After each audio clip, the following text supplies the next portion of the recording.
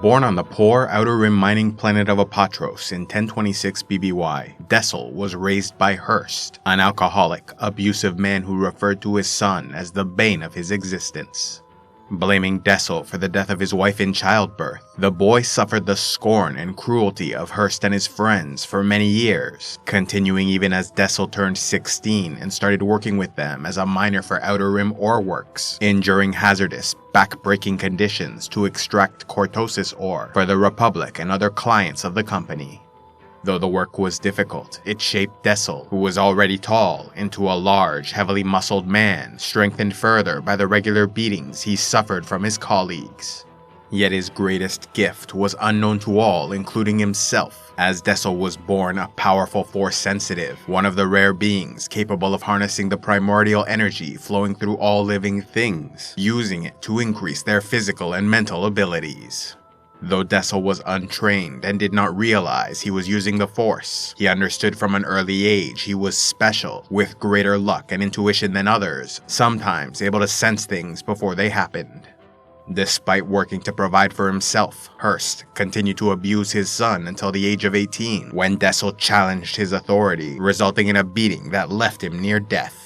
As Dessel lay in bed that night, enraged and suffering intense pain, he imagined the death of his father, picturing a hand squeezing his heart. In the morning, Hurst was dead of a supposed heart attack, though in truth, Dessel killed his father through the use of raw, undeveloped, dark side power. As the years went on, Dessel learned to stand up for himself against the other miners and was largely left alone, allowing him to focus on working as much as possible so he might pay off the ever-mounting debt owed to Outer Rim ore works and leave Apatros. Yet the hatred for Dessel felt by his colleagues remained, especially with Gerd, a close friend of Hurst, who got drunk and attacked him on the 5th anniversary of his father's death.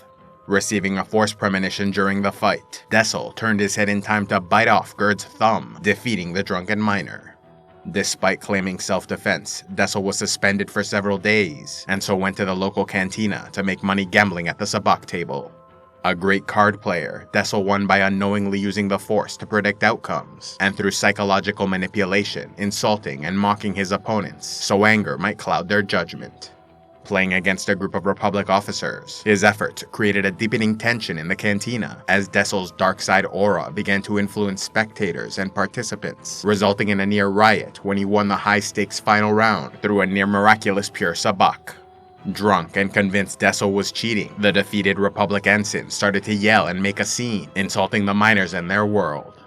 On the precipice of violence, Groshek, owner of the cantina, kicked everyone out, except his friend Dessel, hoping to keep him safe from the Republic officers who might be waiting outside.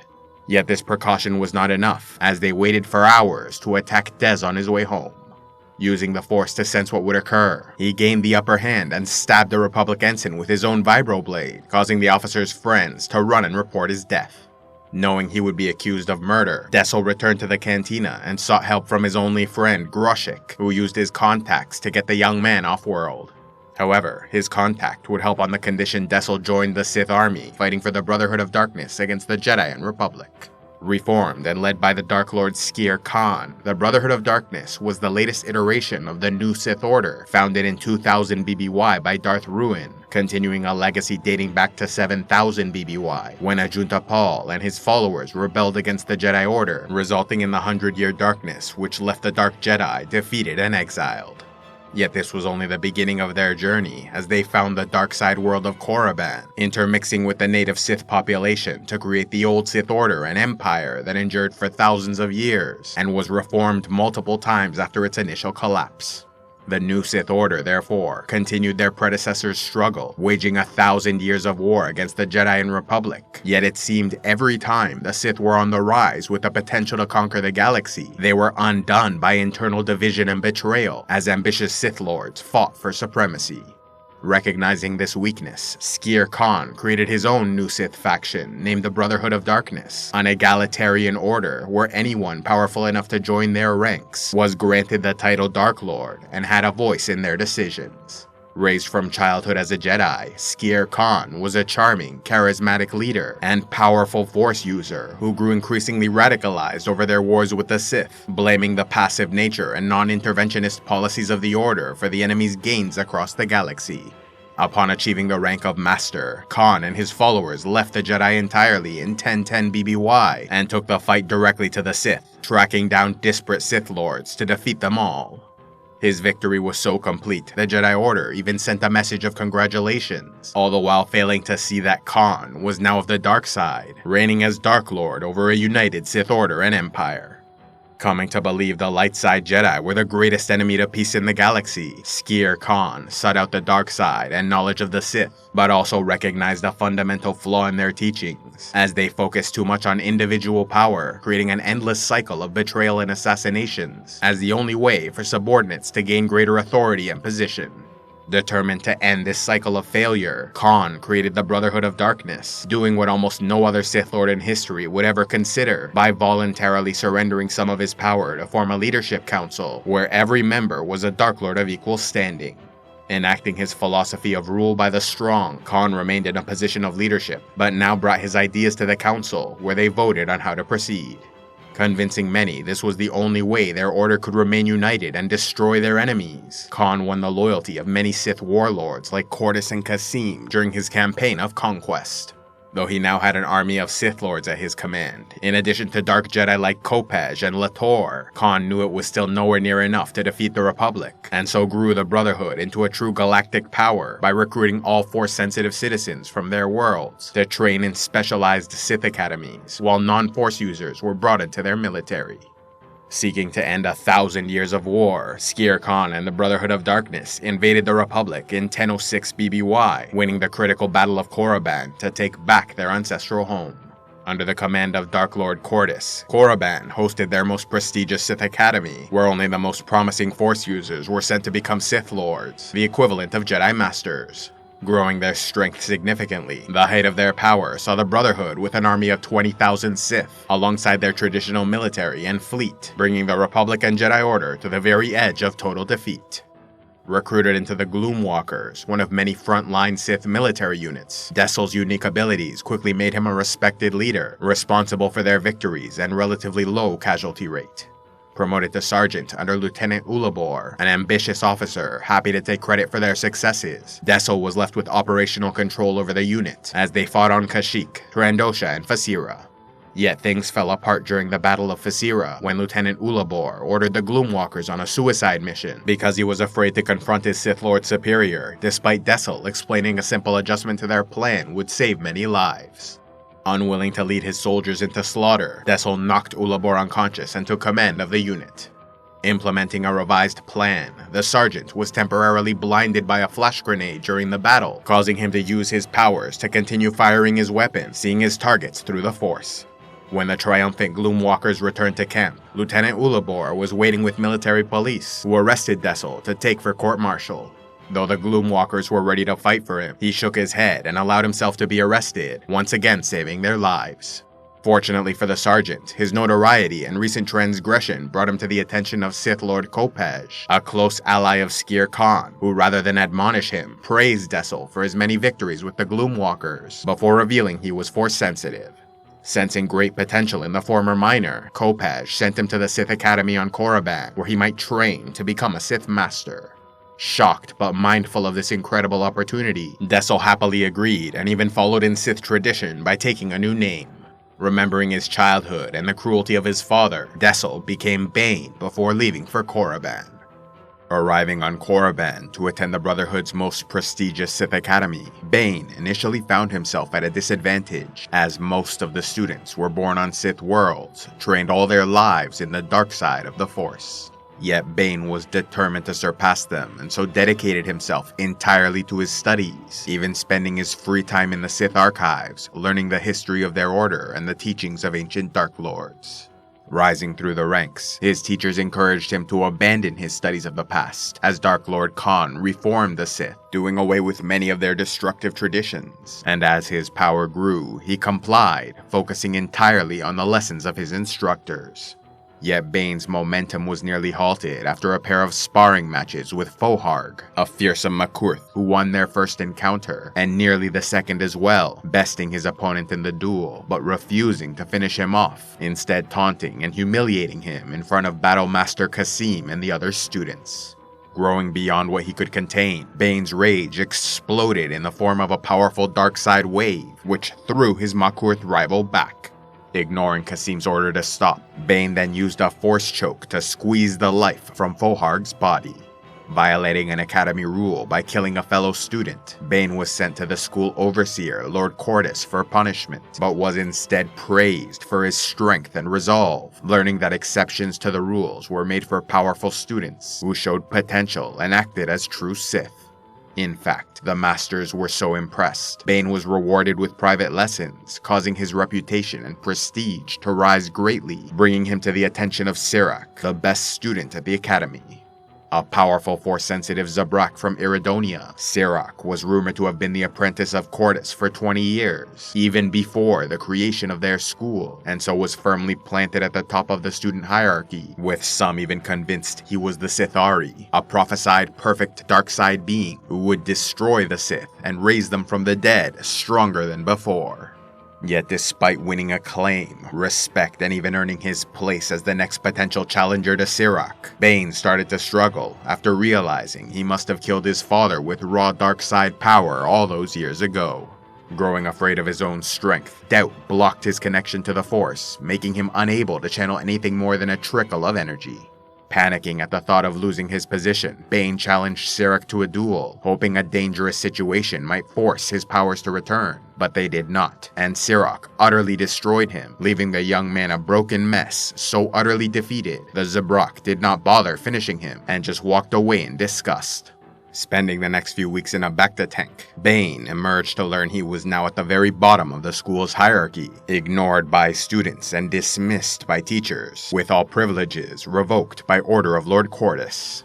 Desperate to regain his powers, Bane once again immersed himself in the library, hoping to find help among the teachings of the ancients, and while there was great wisdom to be found, the solution to his problem actually came in the form of a fellow student, as he was eventually approached by Githany, a beautiful and powerful former Jedi who turned to the dark side.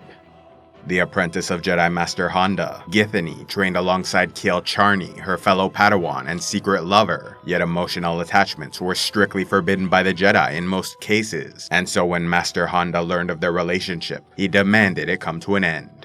Though Githany refused and was ready to leave the order entirely, Charney would not, and agreed to end things, rededicating himself to light side teachings. Helping him make this decision, Charney's friend, Valentine Farfalla, warned that Githany was on a path to the dark side, and advised him to stay strong in his resolve.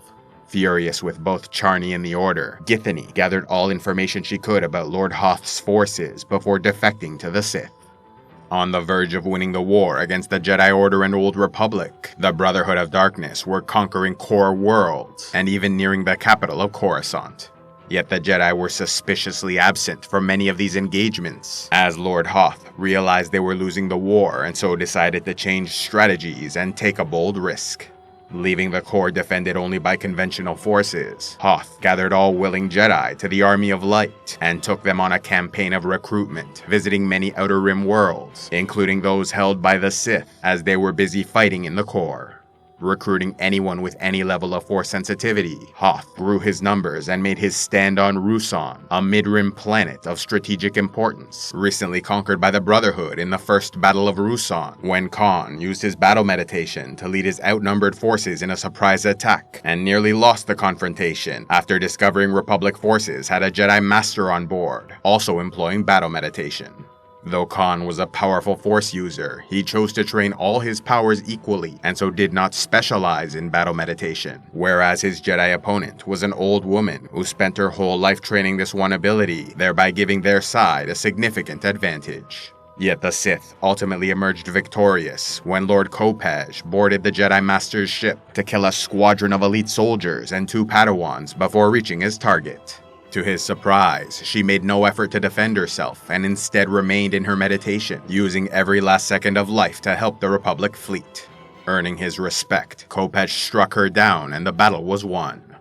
Leaving a strong fleet to defend their new holding, the Sith won yet another victory in the Second Battle of Ruusan when the Republic failed to retake the planet. It was at this point that Lord Hoth selected Ruusan as the location of the ultimate battle between darkness and light, invading with his army and winning the third battle of Ruusan to entrench themselves on the planet. Learning that the Jedi revealed themselves and were all gathered on Ruusan, Khan made a fateful decision of his own, choosing to abandon his conquest of the core to bring all Sith Lords and Acolytes together, including those still studying at their various academies, except those on Korriban, as they were the best and needed to complete their training. Leaving his conventional armies and fleets to continue their campaign in the core, Khan led the Brotherhood to Ruusan, where the Jedi defector Githany gave them all the information necessary to win the fourth Battle of Ruusan, gaining a strong foothold on the planet. Attaining great prestige before even arriving at the Sith Academy on Korriban, Githany was instantly launched to the top of the hierarchy, believed to be the next potential rival to Sirac. Hoping to gain an advantage against the Zabrak, Githany approached Bane, seeking to exploit his weakness and low reputation by posing as an ally to strike a deal. Teaching Bane to overcome his mental block with exercises she learned after experiencing something similar as a Jedi Padawan, she also told him what the Masters were saying in private lessons, while Bane in turn gave her all his insight into Sirac, including everything he learned from their duel. Helping Bane come to terms with his powers and embrace the dark side, the two started to develop feelings for each other, but lacked the trust necessary for a serious relationship. Feeling his power return, Bane reached out to Kas'im, asking for private lessons in secret so Qordis would not find out, and the Sith Master agreed, believing he had significant potential. Growing somewhat close, Kas'im became a mentor figure to Bane, not only teaching him lightsaber combat, but also answering questions about their order and the dark side. Though he was no longer struggling to feel the Force, Bane was now undergoing a philosophical crisis, as he could not reconcile the teachings of the Brotherhood with what he was learning from the Sith archives, seeing that the time-honored traditions of the Sith were far different from what was currently being practiced. As he understood it, the Sith Order was all about individual power and ambition, one master surpassing all others and destroying all rivals to claim the mantle of Dark Lord, or even Darth, an ancient Sith title no longer in use. Yet the Brotherhood claimed all members were equal, with all of them granted the title Dark Lord. Even if the Brotherhood practiced the dark side, their fundamental philosophy was in direct contradiction to the traditions of the Sith, making them more like a dark side Jedi Order. When he asked Kas'im about some of these questions, the Master explained that the ancient Sith were powerful, but ultimately lost their wars with the Jedi, as betrayal and infighting always weakened their order before victory could be achieved. Therefore, Khan reformed the Sith, so that all powerful enough to reach the ranks of the Brotherhood were considered equal. This way, Sith Lords could concentrate all their efforts on defeating their enemies and conquering the galaxy. This was also why the Darth title was banned, as it implied supremacy and provoked challenges, risking the unity of the Brotherhood. Though Bane pretended to understand what Kas'im was saying, he could not help but feel the Sith had lost their way. According to the ancients, a true master of the dark side was unrivaled and unmatched. Equality was a lie, and victory belonged to the powerful. Despite his reservations about the Brotherhood, Bane thrived at the Sith Academy on Korriban, overcoming the mental block that held him back for so long. Sensing the enormous strength raging within her ally, Githany felt the time was right to make her move, and so tried manipulating Bane into assassinating Sirac by claiming she would challenge the Zabrak despite obviously not being ready for the confrontation. Yet to her surprise, Bane did not offer assassination as an option, instead offering to take her place in the duel. Though Bane was fully aware Githany was manipulating him, he too felt it was time to confront the Academy champion and finally get his revenge. Openly challenging Sirac in the training yard, Bane perfectly executed his battle plan, wearing down his opponent until presented with the perfect opportunity to strike, shattering a forearm and breaking his leg. Yet rather than land a final killing blow, Bane hesitated, giving Kas'im time to intervene and end the duel.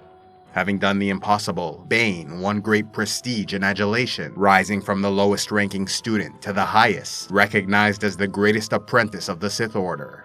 But just like when he defeated the Makurth, something felt wrong about this victory, and he was not the only one to think so, as Githany was furious and disappointed he did not kill Sirac, thereby showing weakness and ruining her plans. Though Bane did not like to hear it, he knew she was right, as he hesitated and thereby showed weakness, a flaw he would have to overcome. Most others in the school, however, were thrilled with his victory, including Kasim, who gifted him a special curved-hilt lightsaber that required a special grip which changed its balance, causing the weapon to strike at odd angles, granting the user an advantage in combat. The weapon previously belonged to Kasim's old master Sith Lord Nadaz, who saved him from a life of slavery. When Bane asked what happened to Nadaz, Kasim freely admitted to killing his master in an honorable duel, as was Sith tradition before the Brotherhood, engaging in a contest of skill to win the title of Master. This story left a lasting impression on Bane, who eventually integrated this tradition into his own evolving dark side philosophy. Though Lord Cortis congratulated Bane on his victory, he was admonished for getting private lessons and continuing to study the ancient Sith, ordered to stop seeing Githany and stay out of the archives. Refusing these conditions and feeling as though the Brotherhood had nothing left to teach him, Bane left the academy to explore the Valley of the Dark Lords, where many ancient Sith were buried. Finding no sign of spirits or ancient power, Bane saw it as further proof the dark side disapproved of Khan's Sith Order. Returning to the academy, he was disgusted to learn all students, regardless of skill level, were ascending to the rank of Dark Lord so they could officially join the Brotherhood and aid the war effort on Ruusan. Past his breaking point, Bane knew there was no place for him in Khan's Sith Order, deciding to leave and follow his own dark side path, perhaps alongside Githany if she could be persuaded. Yet his ally was furious with him at the moment, not only because he failed to kill Sirac, but also because he left the academy for 2 weeks without explanation or goodbye. Remorseful for hurting her feelings, he followed her without question to the archives, where he was attacked by a fully recovered Sirac and his 2 Zabrak companions, revealing it was a trap they planned with Githany. But Bane dismissed his mockery, knowing Githany well enough to discern she had not betrayed him, and was in fact manipulating events to force a final confrontation with Sirac. Confirming his suspicion, Githany joined Bane in their attack against the 3 Zabrak, working together to kill their enemies. When it was over and Sirac was on his knees in submission, he offered to serve as a loyal follower, but Bane refused and at last fully embraced the dark side by executing his already defeated opponent. Instead of being angry with Githany for her subterfuge, he admired her cunning and tried to convince her the Brotherhood was flawed so they might leave together. But she had her own plans, and oppositely tried to convince Bane he must come with her to Ruusan so they could fight side by side, growing their reputation to one day take the leadership of the Brotherhood for themselves. Steadfast in her resolve to join Khan and rise through the ranks, Bane realized she would not join his rebellion, and so they went their separate ways. Believing that perhaps Cortis sent Sirac to attack him, Bane confronted the school overseer, creating a ruckus which caught the attention of many students. Despite realizing Cortis did not send Sirac, the argument escalated to the point where Bane officially left the Brotherhood and declared himself Darth Bane, stealing the Overseer's private ship to leave Korriban. Having spent much of his time studying in the Sith archives, Bane knew about several potential locations where he might find artifacts or knowledge to continue his training in the ways of the ancient Sith. Therefore, he traveled to Lahan, a planet steeped in the dark side, where he found the holocron of Darth Revan, a powerful Force user trained as both a Jedi and Sith Lord around the time of the Mandalorian War and Second Sith War. Learning much from this ancient lord, including Revan's insistence a master must have only a single apprentice, Bane was convinced not only that the Brotherhood was fundamentally flawed, but that it needed to be destroyed so a new Sith Order could rise from the ashes. Meanwhile, Lord Khan heard about this rebellious student who rejected the Brotherhood and grew concerned his behavior might threaten their unity. Thus he sent the young man's own mentor, Blade Master Kasim, to end his life. Tracking Bane through the Force bond he created with Githany during their time together on Korriban, Kasim found and challenged his former student to honorable combat on Lahan, quickly proving himself the superior duelist. But Bane used his knowledge of the area to his advantage, luring his opponent to a position where he could send a force wave to collapse the temple, burying his master in the rubble. Bane then sent a message to Khan, informing him of Kasim's death, while at the same time feigning regret and claiming he was at last ready to join the Brotherhood. To demonstrate his sincerity, Bane sent Khan a gift, providing plans for a thought bomb, a special darkside ritual discovered in the Revan holocron that he claimed would aid the Brotherhood in defeating the Jedi. What he did not mention, however, was that the ritual was so powerful it would destroy everyone in the vicinity, both Jedi and Sith. When the young Darth asked to meet a representative of the Brotherhood on Ambria, Khan sent Githany, yet neither one of them trusted Bane's word, and so she was ordered to assassinate her former ally. Aware she could not defeat him in a proper fight, Githany coated her lips in poison and kissed him during the encounter. Tasting the venom, Bane was confident his powers would keep him safe, and demonstrated that fact by kissing her several more times, only to realize after she left, the first milder poison was a cover for the second, far more lethal layer of Synox. Feeling his life force draining from his body, Bane took drastic actions to ensure his survival, killing children to absorb their father's anger and pain, before killing him as well, taking strength from their deaths. Gaining a little more time, he made his way to a well-known healer named Caleb and threatened his daughter so he would agree to save Bane's life. Finding no pleasure in killing without purpose, the Sith Lord left Caleb alive after he recovered, realizing the man's skills might serve him again someday. Departing for Ruusan, Bane still held no ill will towards Githany, as her constant betrayals and manipulations were signs she was a worthy dark side acolyte, and perhaps might even be a candidate to become his Sith apprentice. After studying under Darth Revan, learning all he could from the holocron, Bane now had a better understanding of what must come after the Brotherhood's destruction, creating the foundation of his personal philosophy, which recognized infighting was a problem for the Sith Order, but believed Khan's solution was equally self-defeating. The Force was not fire to be passed from torch to torch, but venom, powerful in concentrated form, yet weak when diluted. In other words, with so many Sith Lords sharing the power of the dark side, none could achieve their true potential, and so the Order as a whole would never be strong enough to defeat the Jedi and conquer the galaxy. The Sith, therefore, must be governed primarily by the rule of two, with only one master to embrace the power of the dark side, and a single apprentice to desire that power. Then, when the student has nothing left to learn, they must challenge and kill their master in a duel, thereby winning the title Dark Lord of the Sith, and right to take their own apprentice. In this way, every new master would be more powerful than the last, and with only 2 Sith Lords active at any one time, it was easier to remain hidden in the shadows, operating in the background to manipulate galactic events as they deemed necessary, until the Order was ready to unleash their final revenge against the Jedi and Republic. Though the Brotherhood lost the 5th and 6th battles of Ruusan, the influx of masters from the Academy on Korriban and Sith fleet blockading the planet greatly increased their odds of victory going into the 7th battle. Yet the outcome was by no means assured, as the Jedi retreated into the forests to wage a fearsome guerrilla war. Thus, it was during a strategy session that Darth Bane arrived, shocking Khan and Githany, who thought him dead. Surviving their assassination attempt, Bane pretended he still cared about winning the battle and joining the Brotherhood, offering to teach them about a powerful dark side ritual that would burn the entire forest and destroy the Army of Light. Agreeing to his idea, the Sith gathered to create a massive force storm, but just before it began, Githany approached Bane to apologize for choosing Khan, saying she hadn't realized until now how powerful he truly was, and why he needed to go on his journey alone. Reconnecting like old times, she insisted her loyalty was with Bane, eager to support his bid for power against Khan. Though he had not yet revealed the full scope of his plans, she was steadily convincing him she might indeed be a worthy apprentice for his new Sith Order. Performing a powerful dark side ritual, the Sith channeled their energy through Bane as a conduit, setting the forests on fire with vicious lightning strikes, thereby forcing the Jedi into the open. Yet the storm soon faded away as Khan disrupted the ritual before it could completely destroy the Jedi, rightly fearing the tremendous power Bane held in that moment. Unwilling to admit the real reason, Khan claimed he stopped the ritual because it accomplished what they wanted, forcing the Jedi into the open, and so ordered the Brotherhood to their speeder bikes for a final charge against the enemy. Grabbing Githany by the arm, Bane tried to talk her out of joining in this foolish attack, but she was taken by battle lust and claimed Khan was right to order the charge, as killing Jedi in combat was more fun. Disappointed to hear such a vain and thoughtless explanation, he let her go, deeming she was too set in her ways to change, too corrupted by Khan's teachings to ever become a worthy apprentice.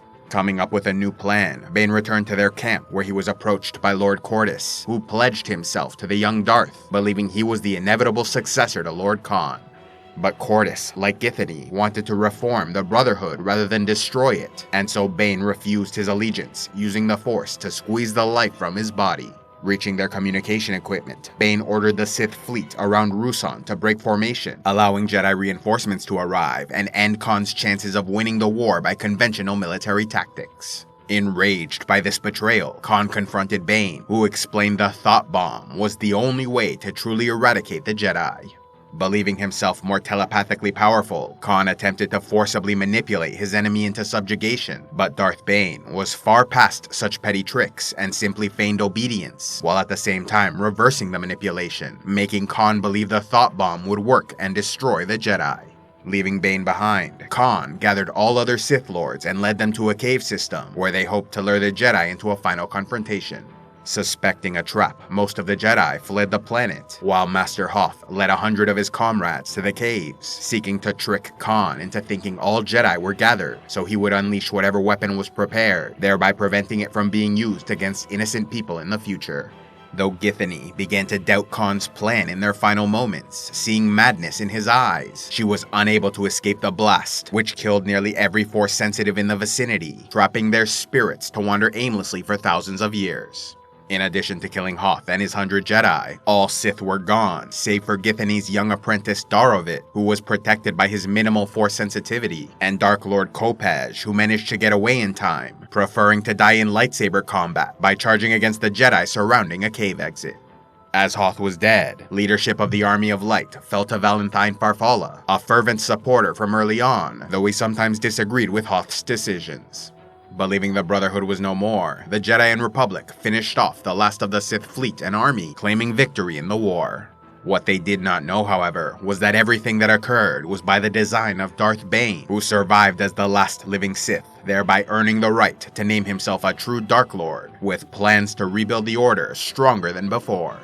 Yet in order to begin this new era, he needed to impart his knowledge upon a student, as there must be two, a master to embody the power of the dark side, and an apprentice to crave that power. For all his skill, Bane knew he could not defeat the Jedi alone, and that his Sith Order must have patience, gradually working in the shadows to build a secret power base, a process that might take centuries, requiring worthy heirs to his legacy. Meanwhile, in another area of the planet, a 10-year-old girl named Rain walked with her bouncer companion, a local, intelligent, telepathic species in the shape of a floating ball. Born into a family of Force sensitives, Rain, along with her two cousins, were recruited by the Jedi and brought to Ruusan for training as warriors despite their young age. But an attack on their ship caused a crash landing, leaving her alone and stranded in the wild. Surviving thanks to a kind bouncer who found her and stuck by her side, she wandered the forests until encountering a pair of Jedi who mistakenly killed the bouncer, believing it a threat to the girl. Devastated at the murder of her only friend, Rain's rage erupted in a massive burst of raw dark-side energy, snapping the necks of both unsuspecting Jedi. Collapsing onto the murdered body of the bouncer, Rain wept in quiet desperation until found by Darth Bane as he walked through what remained of the planet. Looking over the scene and deducing what occurred, Bane introduced himself, feeling great dark side potential in the girl. To his surprise, she gave no hint of fear or hesitation in her response. Even when he tried to scare her by saying he was a murderer, she simply stated that she was too. Found at the lowest moment of her young life, Rain eagerly listened to the Dark Lord's description of the Order, his rule of two, and the power they would wield, ultimately agreeing to become his apprentice. By tradition, she had the right to choose a new name, so Rain became Darth Zannah, apprentice of Darth Bane and Dark Lord of the Sith. Returning to the Brotherhood's camp on Ruusan, Zannah saw the power of the dark side in full effect when Bane easily killed a number of mercenaries looting the area and learned an important lesson when he let the last two escape unharmed, explaining that needless killing was a vanity and a pair of easily bought scoundrels were not a threat, as no one would believe their wild tales of surviving Sith. Gathering whatever might be useful, including artifacts, manuscripts, and the personal ledgers of Lord Cortus, revealing the financial accounts where he stored his great wealth, Bane took his apprentice to see the cave where Khan released the thought bomb, further expanding upon his rule of two philosophy while she felt the site's dark side energy. Yet their bonding moment was soon interrupted by Darovit, the Sith apprentice of Githany, who survived the thought bomb and just so happened to be one of Zannah's beloved cousins. Though they initially embraced, Zannah quickly realized she was now a Sith and he was in danger. Needing to end their relationship while also ensuring he survived, she used the Force to destroy his hand, hoping this display of strength would convince Bane to spare his life. Though Bane easily saw through her charade, he allowed this mercy as she was new to the Order and not yet properly trained. When at last the time came to depart from Ruusan, Darth Bane left alone, ordering the 10-year-old Darth Zannah to find her own way to the planet Onderon, where they would meet in 2 weeks. By completing this mission, she might prove herself a worthy apprentice, and the real training would begin. Leaving Zannah behind on Ruusan to complete her initiation trial, Darth Bane navigated the Valsin to Duxan, the jungle moon of Onderon, while haunted by images of a vengeful Lord Cortus, eventually causing him to lash out in anger, damaging the ship which crash-landed. Slaying the dangerous wildlife in his way, Bane saw the image of Lord Khan, who actually helped him find the holocron of Sith Lord Freedon Nad, discovering the location of his tomb in the writings of Cortus. While taking the holocron from an inner chamber, a swarm of dangerous black Orbalisk beetles dropped from the ceiling, with 2 attaching themselves to Bane before he could escape the room. Suffering terrible pain on his chest and back, Bane studied the holocron, which explained the Orbalisks were special dark side creatures that attached themselves to a host and fed off their force energy, growing and multiplying over time to eventually cover the entire body. If ever removed, they released a lethal poison capable of killing the host. Yet Bane viewed them as both a gift and curse, as the beetles had nearly impenetrable shells, creating body armor capable of withstanding lightsaber attacks, while also increasing his healing ability and raw energy output, allowing him to fight in an enhanced battle rage. Deciding he would willingly suffer the pain and embrace the Orbalisks, he learned to craft special gloves and a mask to protect his hands and face from the ever-growing armor. Ready to depart, Bane tamed a flying Drexel beast and flew it high into the sky while Duxan orbited near Onderon, placing a force bubble over them as they left the moon's atmosphere, moving through space to enter the nearby planet, descending onto its surface. Meanwhile, Darth Zannah, the 10-year-old apprentice of Darth Bane, was left to find her own way to Onderon within the next 2 weeks. Embracing her role as a Sith, the young but exceptionally talented, intelligent, and courageous girl allowed herself to be taken in by Republic aid workers, who fed and took her off planet in a small ship with only 4 passengers. Repaying their kindness with betrayal, Zannah found a blaster and killed everyone on board, ensuring the pilot set the auto-navigation controls to Onderon before ending her life. Landing in the jungle, Zannah was attacked by beast riders, but did not fear harm, as she sensed her master fast approaching. Descending upon them from the sky, Darth Bane massacred the entire group of beast riders, and in doing so, suffered terrible wounds which quickly healed because of the Orbalisks. Amazed by his prowess and ecstatic to see him, Zannah sought to embrace her master when she saw the Orbalisk growing on his chest, touching it to realize they were alive. Speaking to her like a proud father, Bane explained about the Orbalisks and listened to her story about escaping Ruusan, expressing pride over her accomplishments. Zannah and Bane then acquired a ship and traveled to Ambria, where they built a makeshift camp to serve as their headquarters for the next 10 years. Over this decade, Bane trained Zannah, encouraging her specialization in Sith sorcery, and built upon the already substantial wealth they stole from Lord Cortus, using those funds to secretly assemble a vast intelligence network, granting them influence across the galaxy. Unable to be seen in public because of his Orbalisk armor, Bane sent Zannah to stir up conflict and chaos throughout the Republic by supporting lost cause rebellions and revolutions, thereby keeping the Jedi and central government weak, divided, and distracted. In addition to her great powers, Zannah grew into a beautiful young woman, using her looks to gain advantages wherever possible. In 990 BBY, she underwent a mission to Sereno, where she seduced the aristocratic Twi'lek warrior Keladin of the Anti-Republic Liberation Front, led by Hettin, a mysterious wealthy nobleman. Convincing Kel to implement a doomed plan to kidnap the former Chancellor Tarsis Valorum, Zannah felt a slight bit of regret sending her lover on a suicide mission, as she started to develop feelings for him, but Zannah was committed to the Sith way and quickly moved on with her life. Remaining on the planet a while longer, she soon met the nobleman Hettin, and was shocked to learn he was a Sith acolyte, with 8 Umbaran shadow assassins at his command. An older man, Hettin was never properly trained in the Force or dark side beyond the basics, but through his wealth and connections was able to collect a vast store of Sith artifacts, learning as much as possible from these sources of ancient knowledge. Realizing that Zannah was a true Sith Lord, on an entirely different level of power, Hettin knelt before her, offering himself as apprentice. Formulating a plan, she brought Hettin and her Umbarans to Ambria under the pretext of assassinating her master to take over the Order. Yet when Bane realized what was happening, he raged at the apparent betrayal, destroying all 8 assassins and Hettin with ease, before turning his wrath on Zannah.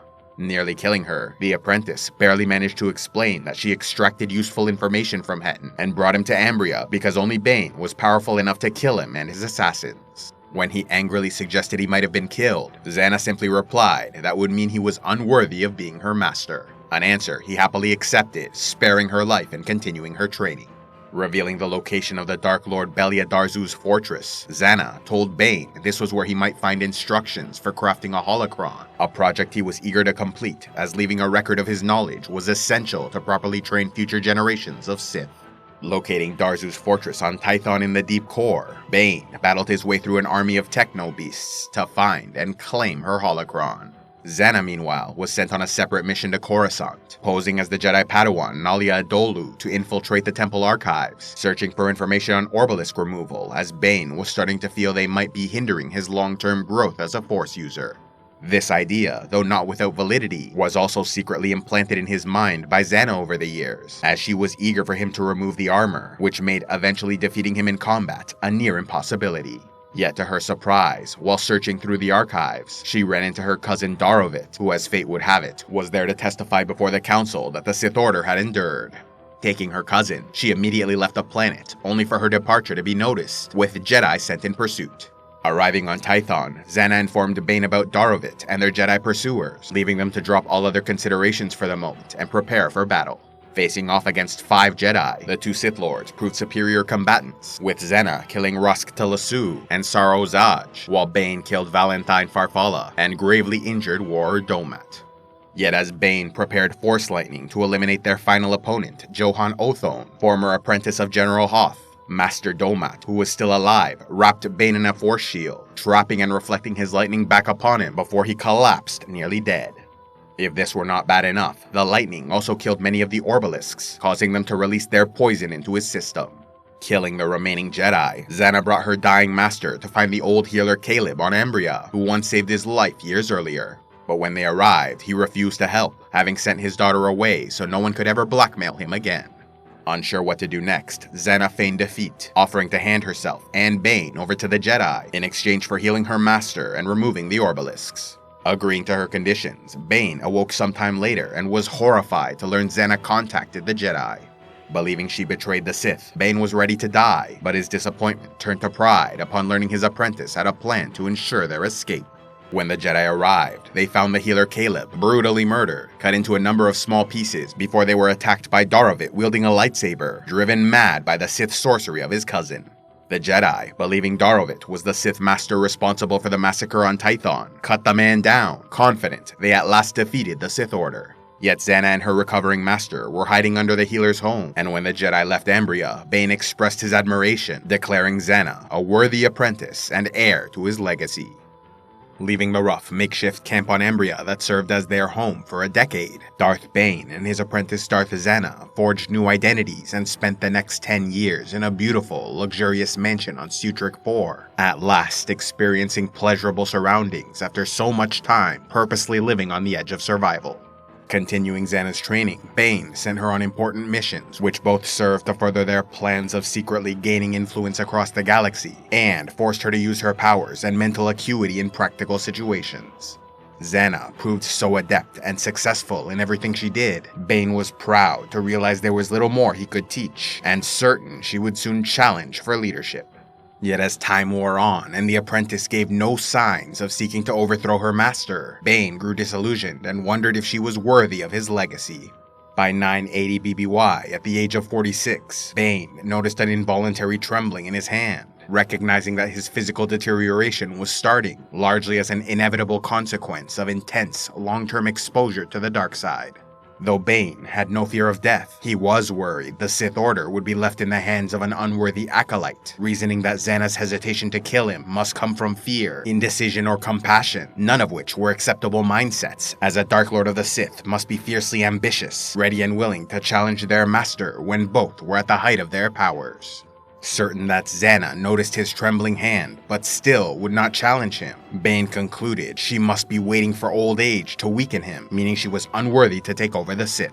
Yet Bane also recognized he was running out of time, and might die or lose his strength before training a new apprentice, therefore putting the Order at risk. Seeking a solution to this problem, Bane, at some point in his continuing studies of the ancient Sith, read about Darth Endedu, a great Dark Lord with a never-found holocron who supposedly discovered a dark side ritual to extend his life beyond its natural span. But the text contained no more information, and Bane could find no other mention of him anywhere until a contact who dealt in Sith artifacts finally came through with information that led him to the deep core world of Prakith, where Endedu ruled as an immortal god king. Sending Zannah to the planet Dome, Bane tasked her with investigating the murder of a Jedi in order to distract her while he made his way to Prakith, where he was attacked by Endedu cultists, easily cutting them down before taking the ancient holocron. Studying under the Endedu figure who emerged from the device, Bane grew impatient as the master refused to impart his immortality ritual until satisfied that his student was worthy, a process poised to take a very long time. Unwilling to wait, Bane used his immense powers to forcibly peer into the holocron's inner workings, taking the information he needed. Discovering the dangerous ritual of essence transfer, Bane learned how to send his consciousness into the body of another, starting a mental battle of wills between host and invader, with the winner taking possession of their physical form, while the loser was cast out into the void, unable to move into the discarded body as it was destroyed in the ritual. Returning to Sirac 4, Bane entered his mansion and unwittingly walked right into a trap set up by a Force-sensitive Itachi huntress, leading armed mercenaries for his capture. Despite having the element of surprise, an overwhelming advantage in numbers, special equipment like sonic detonators, and a Force-sensitive Itachi using her powers to weaken Bane's abilities, the Dark Lord overcame their attack, took out several mercenaries, and was about to finish off the huntress, when the special Senflax poison that coated her blades finally took effect, and he collapsed unconscious. As fate would have it, the huntress and mercenaries were hired by Sirac, a noble lady of Dome with a long and tragic history stemming from her connection to the Sith Lord Darth Bane. Decades earlier, Sirac was the daughter of Caleb, a great healer on Ambria, but after Darth Bane arrived and threatened her life, she was sent away for her own safety, never seeing her father again. Finding a brief respite from the years of misery, she fell in love with the Prince of Dome, becoming a noble lady and royal princess living in luxury. Yet again, she entered a deep depression when her husband was killed by a rebel leader. Seeking vengeance for her friend, Sarah's bodyguard and confidant Lucia secretly hired the Itachi huntress to kill the rebel responsible, but in doing so also took out a Jedi who was nearby. Upon learning what Lucia did, Sarah was not upset and in fact thanked her friend before hatching a plan of her own, wanting further vengeance for past wrongs. Having learned that her father Caleb was killed on Ambria by the same Sith Lord who threatened her as a child, they once again hired the Itachi huntress, who was highly prized for her ability to locate any target she wanted through her strong, though underdeveloped Force powers. Aware Bane was dangerous, the Itachi planned the trap carefully and succeeded in immobilizing, capturing, and transferring Bane to Sarah's custody on Dome. Eager to confront the monster that murdered her father, Sirac was disappointed to see Bane showed no remorse or sympathy, and even mocked her by revealing he was not the one who actually killed her father, as that was his apprentice Zannah. Administering more Senflax, Sirac left for a time, which was long enough for her best friend Lucia to inject their captive with medicine, reversing the effects of Senflax, thereby giving him a chance to escape. Though Lucia hated herself for betraying her friend, she could not abandon Bane, who she knew as Dessel, the former sergeant of the Gloomwalkers that saved her life all those years ago. Recognizing his face, Lucia struggled with what to do, but ultimately decided she owed him a debt that must be paid. Waking up with his powers somewhat restored, Bane went on a rampage as he escaped until running into Lucia, who told him what she did, explaining their past connection, and asked only that he spare her friend Sarah from further harm. Though Bane stopped being Dessel long ago, her words gave him pause, knowing he should destroy her and move on, but unsure whether he would. Yet the decision was quickly taken from him as Darth Zannah appeared nearby and launched a devastating attack that killed Lucia. Having last seen each other on Sirac 4, Zannah went off to learn about the dead Jedi on Dome, and throughout that investigation met and defeated Harth, a wealthy dark Jedi using his Force powers to secure personal pleasure rather than any larger philosophical goal. Disgusted by his attitude, she nonetheless saw potential in his abilities and took him on as an apprentice. Despite what Bane believed, Zannah had not lost her ambition and simply held back on challenging her master for two reasons. First, she noticed his hand trembling and thought perhaps it was a test, that he was purposely showing weakness so she would issue a challenge before she was ready. Secondly, she wanted to find an apprentice of her own so that when Bane was gone, their Sith plans could continue without delay. Now that she found Harth, she believed everything was in place and so decided to challenge her master upon returning home. Yet Bane was not present when she arrived, learning through her own contacts and investigation that her master left for Praketh, likely seeking Darth Endedu's immortality ritual, returned home and was somehow taken captive. Though all of these events were surprising, she was most outraged by his quest for immortality, as it was a direct contradiction to the rule of two, believing he now sought to reign forever, denying her the opportunity to advance, and the Order the chance to evolve and grow over time. Seeking to eliminate her traitorous master, she tracked him down to an old stone prison on Dome, where Set was left with the ship, while Zannah sought to rescue and then eliminate Darth Bane. Confronting each other at last, Zannah explained why she was upset, calling Bane a traitor and weak for allowing himself to be captured and cornered without a weapon. Her master then explained his side, claiming he was only seeking an extension of his life to train a new apprentice since she had proven unwilling to take the mantle. Engaging in battle, they were eventually separated when the building started to collapse, as Sirac activated a self-destruct sequence in the hope of killing the escaping Sith Lords. When Zannah returned to her ship, she found Harth gone, having abandoned her and stolen the holocron of Darth Endedu. Oppositely, when Bane sought a ship of his own, he was met by the Force-sensitive Itachi huntress, who explained she attacked him because it was her job, but now that was over and she wished to become his apprentice, as he was, by far, the strongest Force user she'd ever seen. Impressed by her skills and attitude, he accepted the huntress, and in the tradition of their order allowed her to take a new name, becoming the Sith apprentice Darth Cognis. Seeking to settle the issue with his former apprentice now rival, Bane sent Zannah a message instructing her to meet on Embria. Though Zannah was upset with Bane, she thought about what he said and realized perhaps he had not betrayed the rule of two, and really was just responding to her perceived lack of ambition.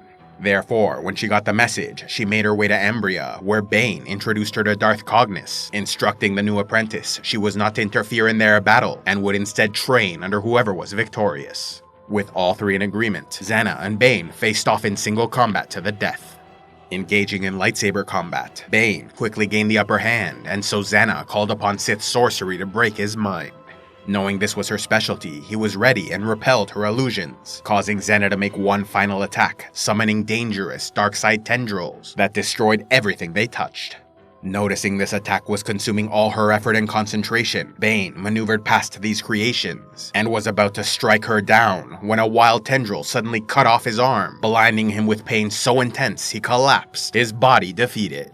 Seeing no other choice, Bane launched a final desperate mental attack, using his knowledge of essence transfer to release his consciousness from his body, which was immediately destroyed, before entering Zannah's mind to engage in a battle of wills. Struggling against each other, for a brief moment, Bane could feel himself taking control of her body, but in the end could not best his younger opponent and was pushed from her mind, leaving him exiled to the great void of death. Rising from the ground, the victorious woman declared herself master of the Sith Order, and while a small portion of Bane's influence remained inside her, it was Darth Zannah and her apprentice Darth Cognis that continued his legacy. For the next 1,000 years, the Baneite Sith Order was guided by the rule of two as their core philosophy, embracing Bane's ideas by using stealth, secrecy, and patience as weapons of war. Eventually, Darth Sidious and his apprentice Darth Vader achieved Bane's dream, destroying the Jedi Order while replacing the Republic government with a Sith Empire. Yet Darth Sidious proved unable to maintain his empire, and was ultimately struck down by his apprentice during the Battle of Endor in 4 ABY. Though Sidious failed to properly capitalize on the legacy of the Sith, Darth Bane's influence was felt throughout the galaxy, continuing to inspire ambitious Sith Lords like Darth Krayt, who studied Bane's holocron, and was even rebuked by the image of the Ancient Master, who warned that Krayt's rule of one philosophy would ultimately lead to his downfall, as the rule of two was the only true path for the Sith Order.